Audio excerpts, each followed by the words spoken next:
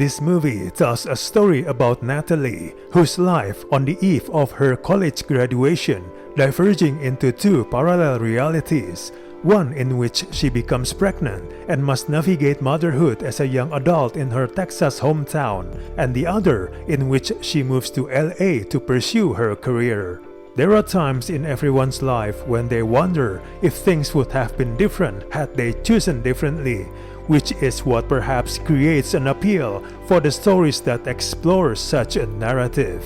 Unfortunately, this movie doesn't chase this idea to its fullest potential. The movie portrays two possible paths in a woman's life, but the results are underwhelming, as the execution of narrative proves lackluster. The movie intercuts scenes from these two fates as it's eschewing fantasy or melodrama in favor of grounded authenticity and levity.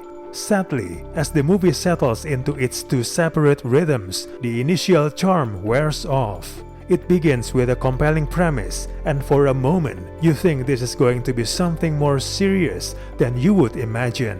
However, the film chooses an easier path, giving minimal thought to Natalie's dilemma. Its arc is predictable as well. The main actress does her best, but the movie struggles to make a lasting impact with either of its dueling timelines. There's a lack of urgency surrounding the plot, as each step in Natalie's two journeys feel placed out of obligation rather than because it is a vital part of the story. Natalie experiences so little growth with her character, as she never seems to learn or grow from any of the conflicts she has in either scenario.